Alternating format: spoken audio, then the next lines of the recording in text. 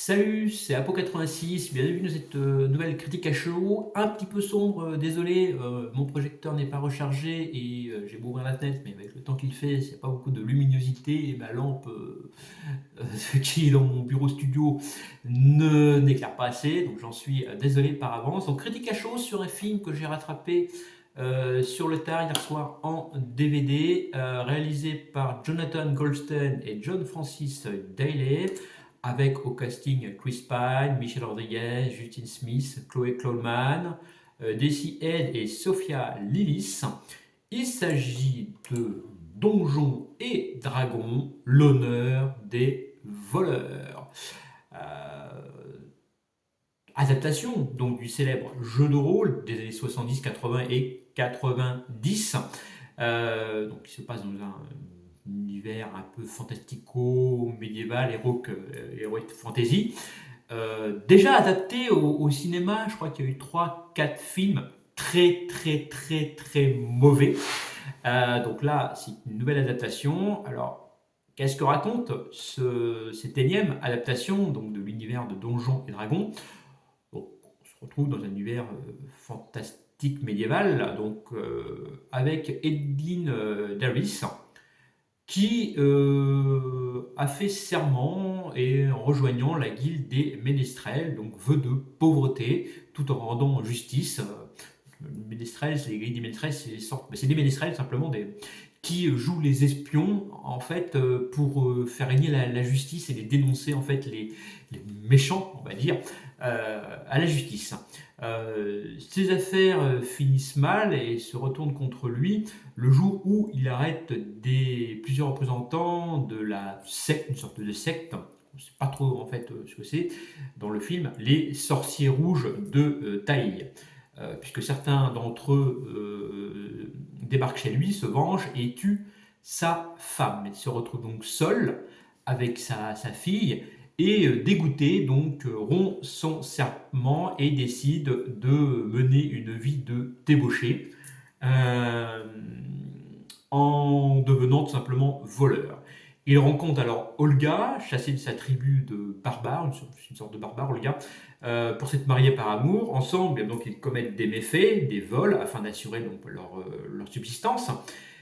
Et ils décident de participer à un dernier grand coup organisé par le voleur escroc Forge et la sorcière Sophina. Secrètement, Egin espère voler l'amulette de renaissance pour amener sa femme à la vie, mais ça se passe mal. Il se retrouve donc emprisonné, on va dire, dans une prison située au nord-ouest de la Confédération des Dicités. C'est comme ça que ça s'appelle le monde dans lequel se passe l'aventure. On retrouve les deux protagonistes, Olga et Edgin, qui s'enfuient de la prison et qui décident de rejoindre donc Kira, de la libérer et de récupérer cette fameuse amulette. Sauf que ça ne se passera pas forcément comme prévu. Voilà, c'est un petit peu un résumé du film, très court, mais je ne veux pas vous spoiler parce qu'il y a beaucoup de rebondissements dans ce film. Alors, qu'est-ce que j'ai pensé de ce film? Si je pouvais le résumer en 3 mots: plaisir, rire et délire.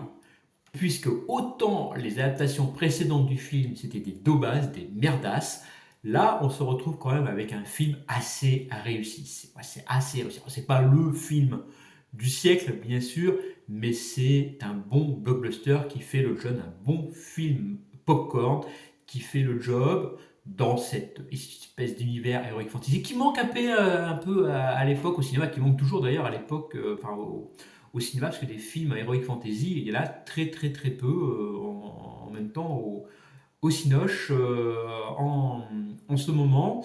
Donc l'univers de Donjons et Dragons est assez bien respecté pour moi. Alors, retranscrire Donjons et Dragons au cinéma, c'est un peu difficile parce qu'il n'y a pas d'histoire dans Donjons et Dragons. Il y a juste un univers, voilà, ça se passe dans un monde heroic fantasy. C'est le maître du jeu qui construit son scénario. Les personnages, c'est les joueurs qui les construisent sur des cartes de personnages, qu'on appelle les cartes de personnages, puis tout on avance, on a un scénario, on lance des dés, et voilà, c'est le jeu de rôle sur plateau des années 80. Donc là, cette histoire de quête, colle pour moi au monde de Donjons et Dragons. Les différents personnages également, puisqu'on se retrouve avec un voleur, avec un sorcier, avec un druide, avec un espèce de paladin, avec un barbare. ça va, ça passe. Les monstres qui sont présents dans cet univers collent également au... Parce qu'il y a des, bah, il y a des dragons, bien sûr. Il y a une espèce de manticore, il y a des grosses araignées, des morts-vivants, etc. Un peu de nécromancie, donc voilà, ça colle à l'univers de Donjons et Dragons. Les personnages sont plutôt bien construits, comme si c'était effectivement des personnages de Donjons et Dragons. Donc, je me demande si les réalisateurs n'ont pas joué au jeu, hein, puisqu'on se rend compte que vraiment que les personnages ont leur propre histoire, leurs propres caractéristiques, et bah, c'est comme si voilà, ça colle franchement au